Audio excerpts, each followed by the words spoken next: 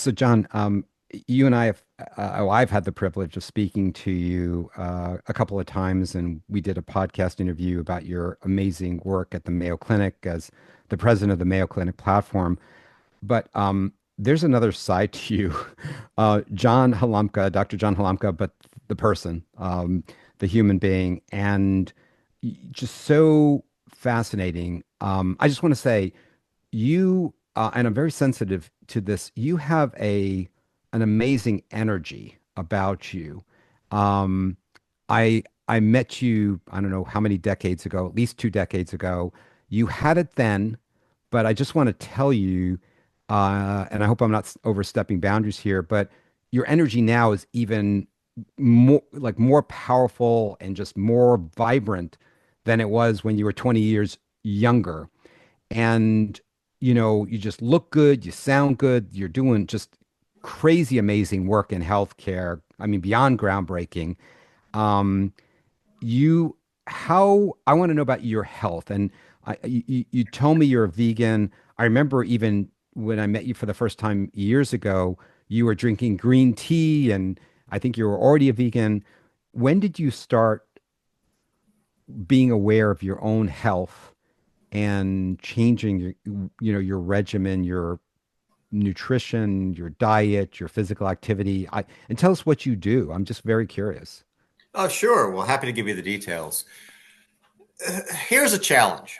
We're in our 20s. We have incredible energy, a fast metabolism. We could eat anything. And then your 30s, you start to slow down, but don't worry, you'll only gain maybe a pound or two a year. Well, what does that mean? By the time you're 50, you're 40 pounds overweight. Hmm. And then, oh, you're so overweight, you don't want to exercise, and then you become even more overweight. Hmm. So 25 years ago, I weighed about 100 pounds more than I do now. Wow. And my doctor said, you know that you've become obese. No fault of yours. You just ate the American diet and you just sat at a desk for 10 hours a day. But don't worry. We can give you simvastatin, ACE inhibitors, beta blockers. All your numbers will be fabulous. To which I said, I have a lifestyle problem, not a medical problem. Hmm. And he said, oh, well, I know everybody starts to think that they could lose weight and exercise and be healthy. It's just hard. And what I see in patients is they do it for a few months and then they get fatigued and then they just go back to their old habits. So why don't we just go ahead and start the statins and the beta blockers now? I said, give me 6 months. And so what did I do? I was eating the standard omnivore diet in the United States, which tends to be a little high in fat and carbohydrates and certainly a lot of sodium. And I started to go from that to chicken, fish, not so much of those, and then to a vegetarian diet, and then to a vegan diet. Hmm. But over the course of 6 months, this was gradual, right? This was not overnight cold turkey kind of thing. That would be very hard. Because people say, especially when you chat with vegetarians, they say, I could never give up cheese. I will always miss cheese. Right. Well, to be honest, if you do this gradually, and it was 25 years ago for me, I have like no interest in cheese whatsoever. Wow. And so when you're a vegan and you're only eating plants, right? Because people say, oh, do you mean fish? Well, like vegan means you eat plants. That's nothing more than plants. Um, it's pretty hard to be an unhealthy vegan. You could be an unhealthy vegetarian. I mean, Ben and Jerry's is vegetarian, three Yes. quarts a day. Right. Right. But vegan, you're eating nuts, vegetables, fruits. If you want legumes, beans, and tofu, and tempeh, and seitan, these kinds of things. Yeah. And so what happened was I was losing about a pound a week. And then when you lose a pound a week, you then have enough energy to start walking more. And then when you lose even more, then you can run, climb, bike, do whatever you want. And it becomes this sort of self-fulfilling prophecy that you have such positive reinforcement of being lighter, lighter, lighter, active, active, active, that you just develop an entirely new health profile. Hmm. So my high blood pressure disappeared, my high cholesterol disappeared, my hemoglobin A1C, which was creeping up, went down to now everything in my body parameters as a 63-year-old male is pretty much what you'd see in about a 22-year-old male. I'm not here to prescribe and Right. I'm not here to be dogmatic, but how about this? If Mm, you're a vegan and you're not having a lot of white sugar, white flour, white rice, white potatoes, and white alcohol, by that I mean distilled, you probably are living in a pretty moderate lifestyle that is sustainable. And for me, it has worked pretty well. You know, last time we spoke, 2, 3 weeks ago, you were sitting there and you had a bowl in front of you, and it was lunch, I think, at lunchtime.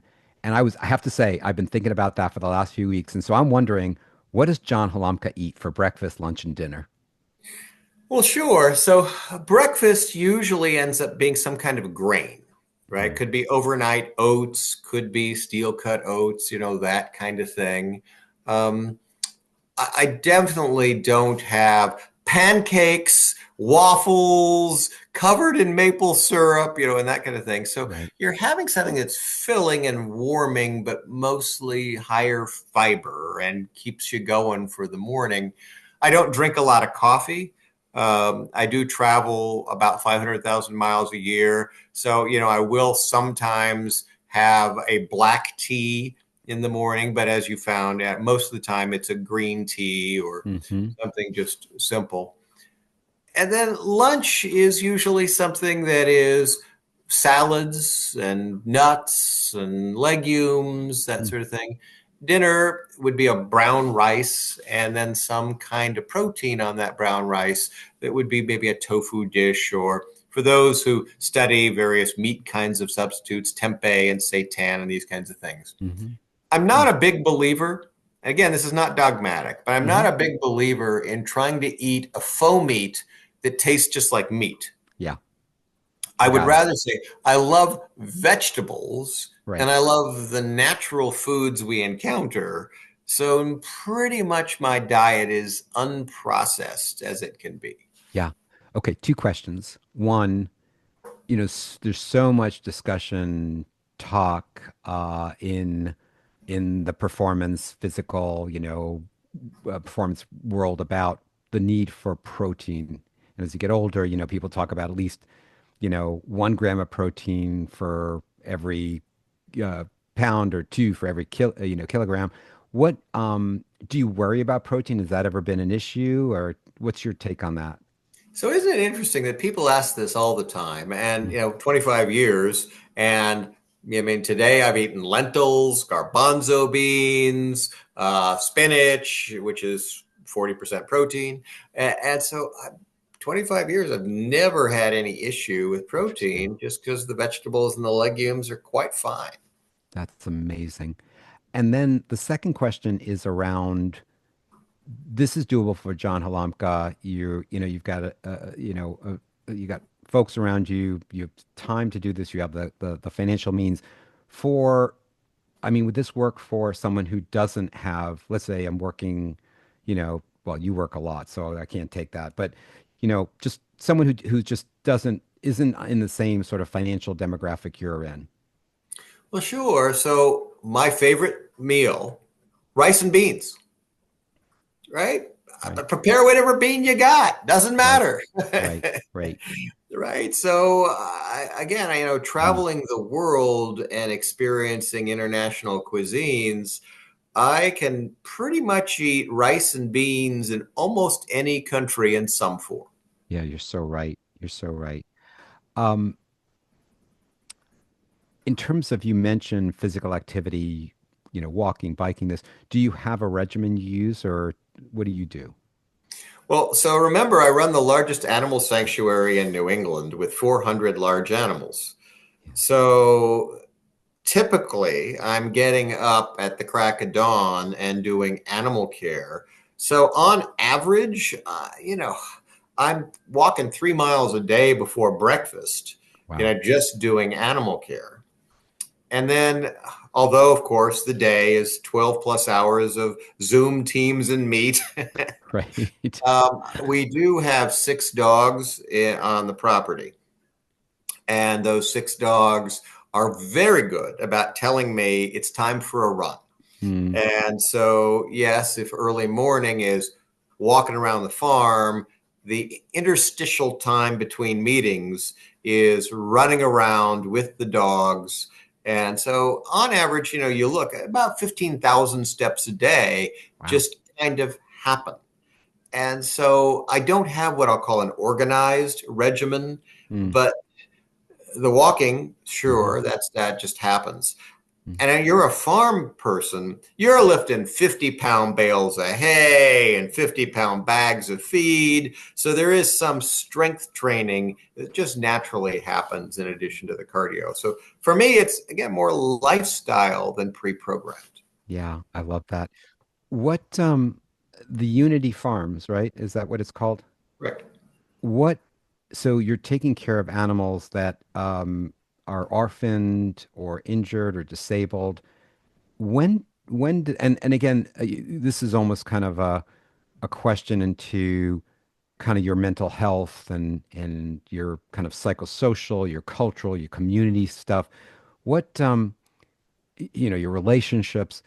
What led you and your wife to start this? I mean, what's the purpose and meaning? What's the mission behind this? So when my wife was diagnosed with stage 3A breast cancer in 2011, it was metastatic. So Mm, she said, I don't know if I'm going to make it through all this treatment. I want to make sure we give something back to the community. mm, So in 2012, while she was doing chemotherapy and radiation, we sold our small home in Wellesley, Massachusetts, and bought a 15-acre parcel in Sherborne, Massachusetts, that had quite a lot of maintenance challenges. Hadn't really been cared for so well. And then we started to rescue smaller animals, birds, alpaca. And then we had the opportunity to acquire the parcel next door. mm. And that enabled us to then add horses, cows, pigs, donkeys, llamas, alpacas, sheep, and goats. And then the parcel next door. And currently we're working on the parcel next door. Wow. So we're at 100 acres today, but it could be by the end of the year, we'll be at 200 acres in 22 Mm, barns with 1,000 volunteers. And we've created a community benefit. mm, I would call it almost a community benefit startup mm, because this was done and it grew organically all through philanthropy. mm, And we only grew as fast as philanthropy would allow us to grow, and the mm, community supports us. mm, We now have a 24 student preschool accredited by the state. We have programs for the elderly and the disabled. And so every day we have autistic adults coming to care for the animals. mm, And to your point about mental health, if you're stressed, mm, go groom a horse, go mm. walk a donkey, go Yeah. kiss a llama. Yeah. And the llama will either kiss or spit. You never know which. But that's what I do every day. You know, you said about your wife, and I think this is for me sort of the cornerstone of what you're doing here. She said to you, I want to give back. And what that makes me think is that, when we have a problem or, we're thinking about ourselves, we're actually thinking about ourselves. We're thinking, what can I do for myself? How can I get myself better? It's very, very focused internally. And it's almost like a paradox, I think, when you feel like you need the most to focus on yourself, maybe you need to actually not focus on yourself. Maybe you need to focus on others. And maybe that's the kind of bizarre, paradoxical way out of, dealing with your, mental health, depression, anxiety, this or that. I'm just curious your thoughts about that. Well, sure. So there are many who tell me they're upset Hmm. with some of the policy changes that are happening in our country. I say, well, we can affect our local community. We can make the choice to make our local community and the people we work with every day as happy and productive as possible. So focus on the things you can change.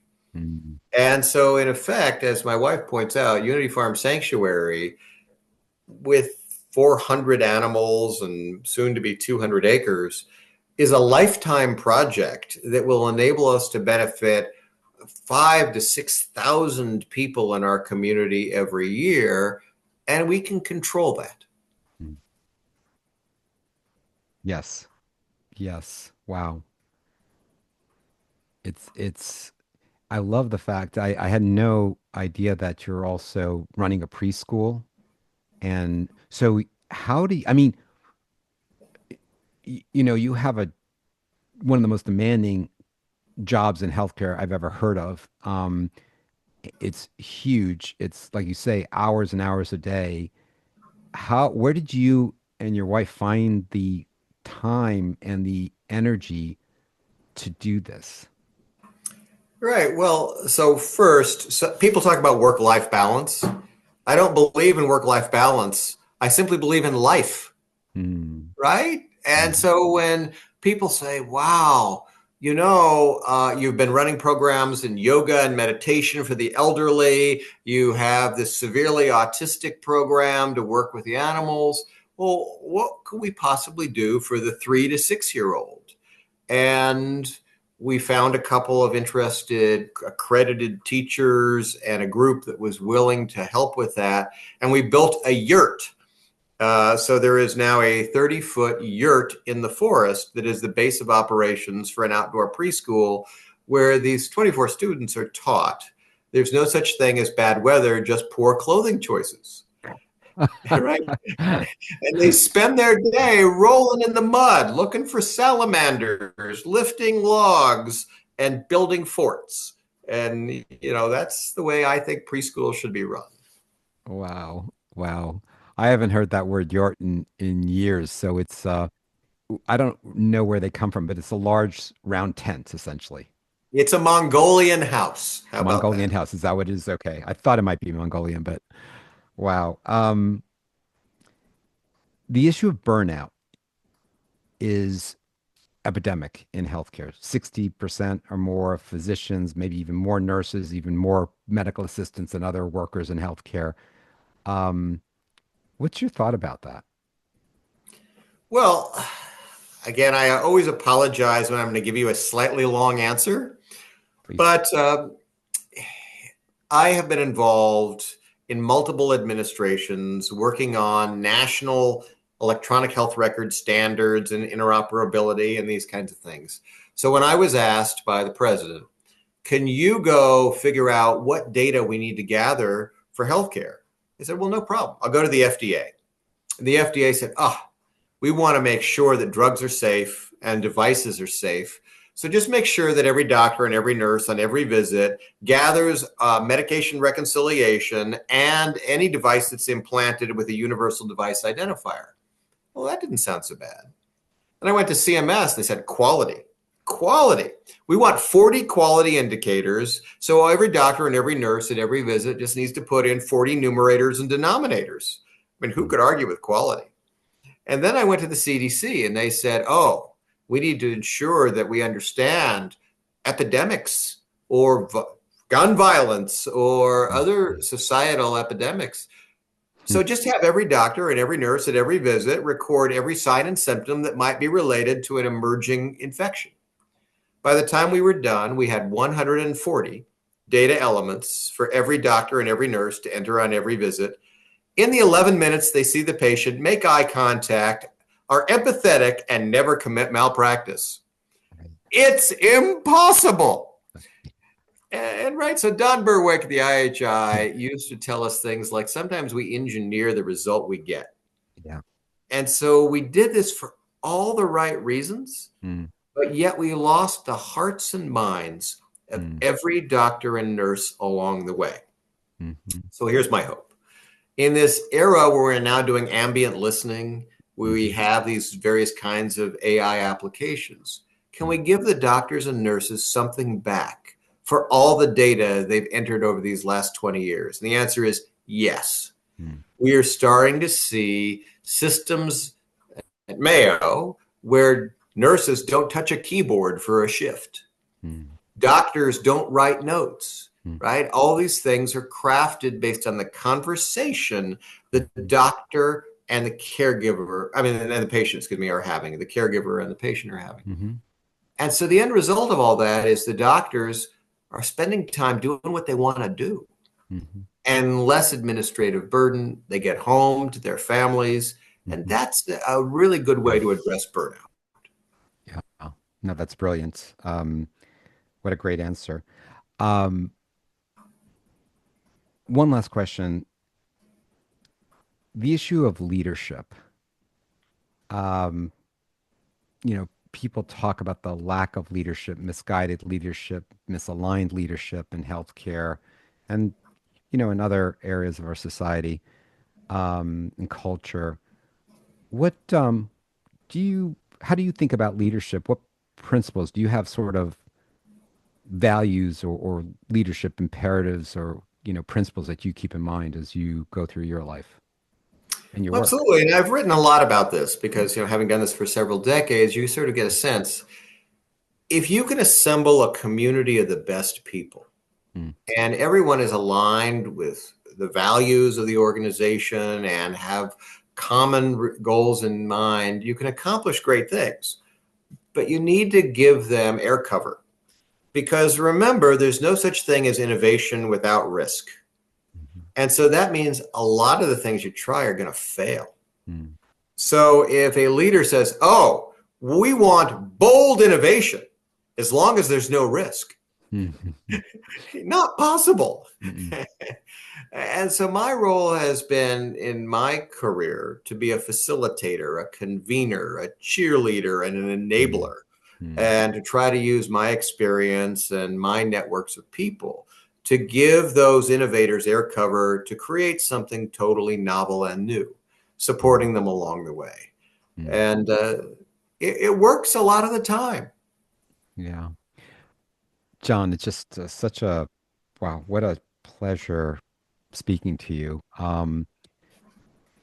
Any any sort of in terms of just health and healthcare, that notion you talked about, do what you can within your sphere of influence and control.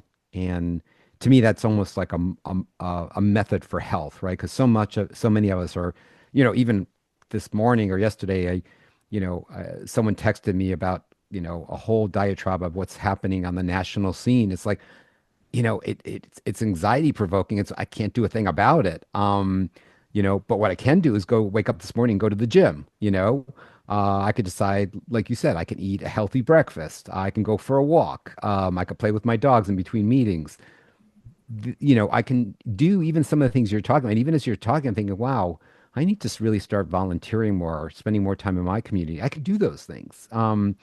And you know, I guess I'm what if you had sort of one final word or something we haven't talked about or something that came to mind for you in our conversation, what sort of in this conversation, what last piece of advice or recommendation or thought do you have about people who just want to be healthy, who just want to take care of themselves?